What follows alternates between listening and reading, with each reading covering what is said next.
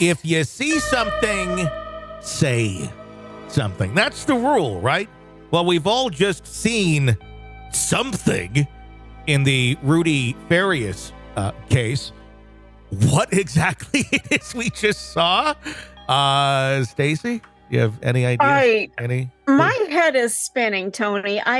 From the first part of the story, I'm like, oh my God, this thing is just horrific. And then double take, what? Mm-hmm. What's going on? Wait a minute. Yeah. And if you're just kind of passively following this, I'm going to give you kind of a quick up-to-date on where we're at with this, and then we're going to actually go all the way back to 2011 and work through the timeline of the Rudy Farias story as we know it.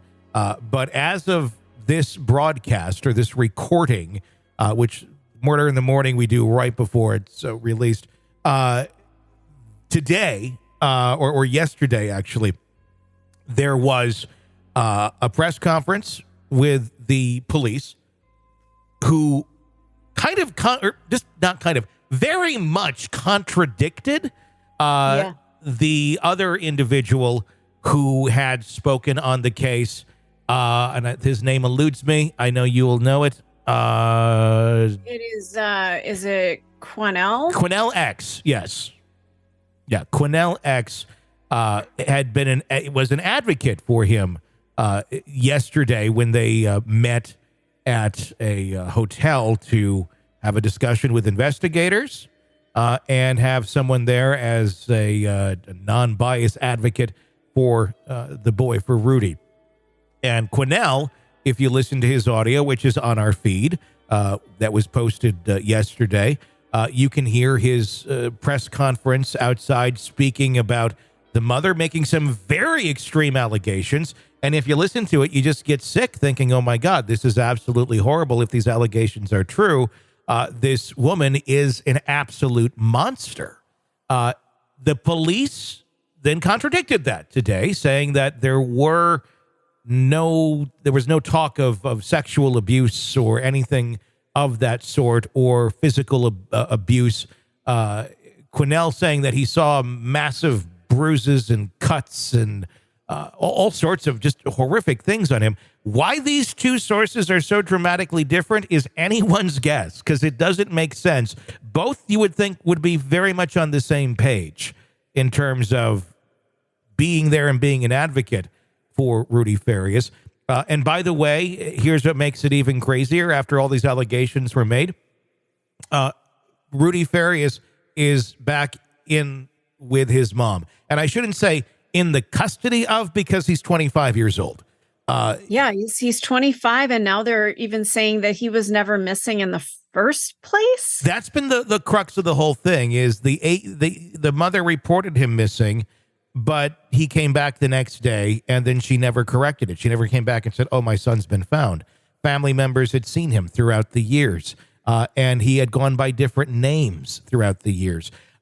So at this moment, I think the jury's kind of out on what exactly is going on here. This could easily be looked at as a case of horrible abuse, and maybe it is. Or this could be a case of a very mentally ill human being and a mother that not necessarily making the best choices, but keeping him contained I don't know. I mean, none of it is right the way any of this is going. Is it as extreme as we heard from Quinnell? I don't know. But I guess they're still going to keep looking, because as of this moment, she is not in custody, and he is with her. Oh, the whole thing. I mean, I'm looking at headlines say Texas teen forced to play daddy as sex slave for years. That's what Quinnell said. That's not what the police officially have said. No, and it's a he said thing going on right now, and I don't get it.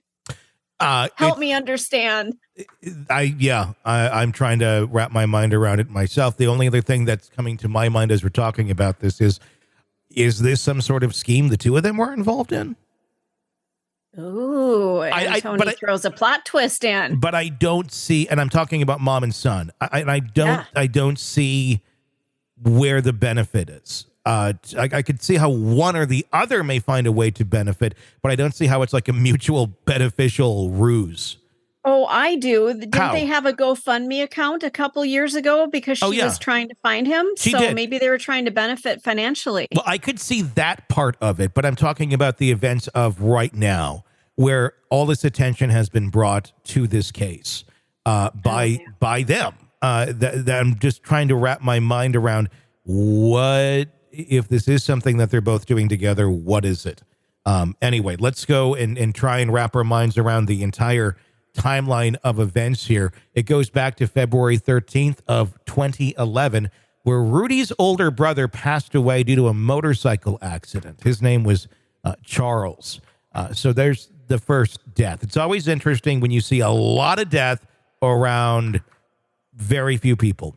A lot of people that it doesn't happen that frequently unless you're very, very old. These are fairly young individuals. August 19th of 2014, Rudy's dad passed away due to a self-inflicted gunshot wound. He was a Houston police officer that was under investigation for ticket fraud with 3 other officers. March 6th of 2015, last seen walking his 2 dogs near Tidwell and Park Drive around 6:30 p.m. This is the last time Rudy was seen publicly by the general public.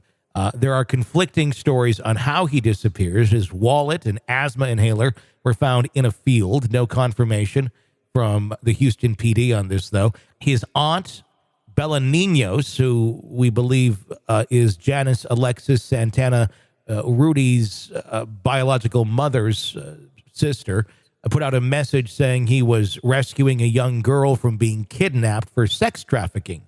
Also not confirmed by the Houston PD. Then we go in time a little bit here. He'd be about age 17 to 18 is when this happened. Mixed comments, age throughout social media.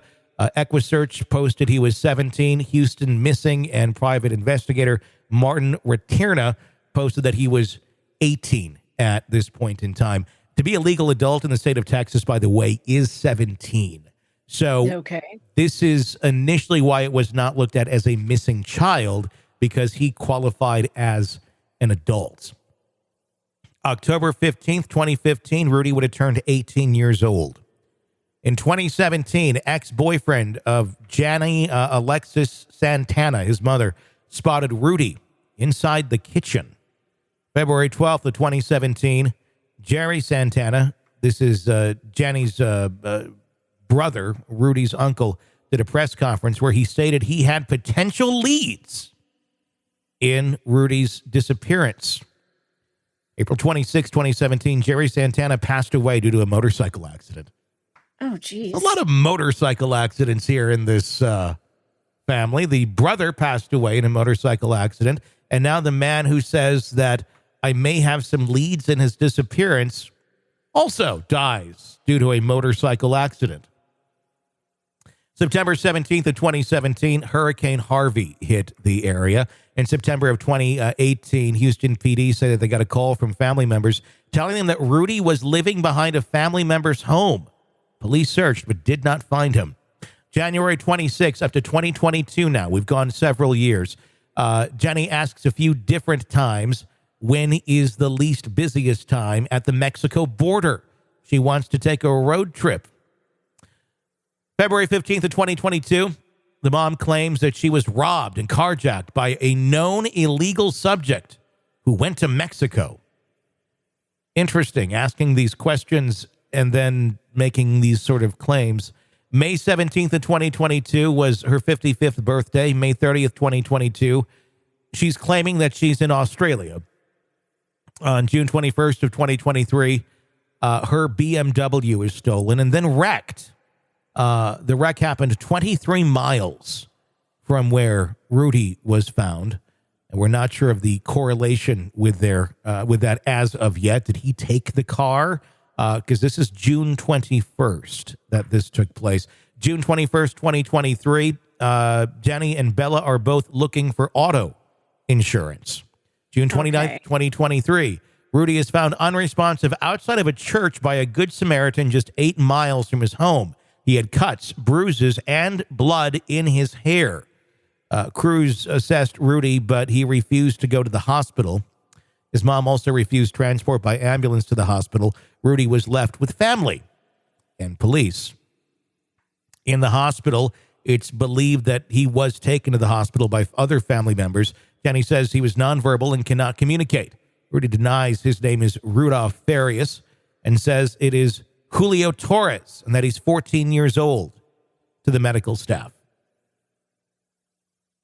Bellaninos claims the BMW was stolen after Rudy was found, making it harder for Jenny to visit Rudy in the hospital. People call her out, and she says that she did not know that it happened a week ago and that she was just now learning about the car. However, Bella knows every single thing about Jenny's life. And then police are doing the interviewing right now. That's what we know as of right now. Bellaninos. What do we know about Bellaninos? That's my next question. Yeah. I have so many questions. Why the different names? Why? What are they trying to hide? Well, I mean, a lot of this rings of the Munchausen by proxy. That's the first thing that came to my mind. It reminded me of the Dee Dee Blanchard case in Springfield, Missouri, where she kept her daughter thinking that she was ill and had this disease and that disease and couldn't walk, even put her through surgeries. Eventually, the daughter kills the mom with the help of the boyfriend because she grows up and realizes just how utterly crazy her mom is. I don't know, is this kind of something at play here where she's been keeping him at bay or in her control? I mean, it's kind of amazing to think there's a 25-year-old claiming he's 14 in the hospital. And people are going, okay. I guess it's amazing to me as well that as of this moment, no one's been arrested and she still has custody of him with this many crazy allegations. If you ever thought like the CPS might take your kids for some erroneous thing like, I don't know, like fireworks that they shouldn't be doing, think again, because apparently you can have these sort of allegations against you nationally and nobody's really batting much of an eye. But the investigation is certainly continuing in this case. Okay, Bellaninos, let's address that because I was confused for a moment, as I think everyone was. It appears that Bellaninos is an alias of Rudy's mom. So that is, we're seeing image credits to Bellaninos. It seems like an online alias that she's been using. Like a screen name. Yeah. So we got Bellaninos making statements online and such, and that's where there's some confusion if it's another person. I don't know if she's wanting it to appear to be that way, or if it's just an online screen name, and that's how she communicates. But obviously, this is all happening right now. There's so much confusion with it. It makes you wonder, how can one person create such chaos around themselves and still manage to function and keep going down the road of life?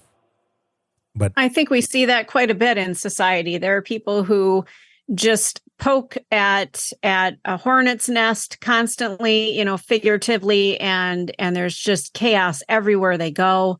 They're like Pigpen from the Peanuts. It's just, oh my God, everywhere they go, it's just utter chaos and confusion. And I think that's exactly what we're seeing here. Who knows what the real story is? It looks like, from what we understand, Bellaninos was a bit of a manipulator as well. Allegedly, we're seeing people have dug up old posts from online with some of these other deaths that have occurred in the family. And there seems to be a history of trying to then profit off of the deaths through GoFundMe and things of that nature. And I want to be careful saying that because I know a lot of people have deaths in their family. They start a GoFundMe for funeral costs, things like that. This doesn't necessarily appear to be like that. This appears to be more a little, someone died, let's make a buck. Ugh, yuck. So playing on people's emotions. I don't know. Everything is allegations right now, but there is a lot of pieces of this puzzle that people are finding online, putting together, trying to put this profile together of who these people actually are. And as of right now, I don't think we have any idea. I don't. We are just skimming the surface. This could go any possible direction. So it's just absolute bizarre. I have no more speculating to do at this time. I need more pieces of the puzzle to come in to do more speculating and just try and figure out what on earth is happening here in this Rudy Farias case. We'll, of course, keep you up to date and bring you press conferences and any developments as they happen right here on the podcast. Press subscribe. You're locked into the Hidden Killers podcast. Want more? Start binging on all of our true crime podcasts right now through Apple Podcasts and get an ad-free experience when you sign up to be a True Crime Today Premium Plus member exclusively on Apple Podcasts. More of the Hidden Killers podcast dropping soon. Press subscribe now.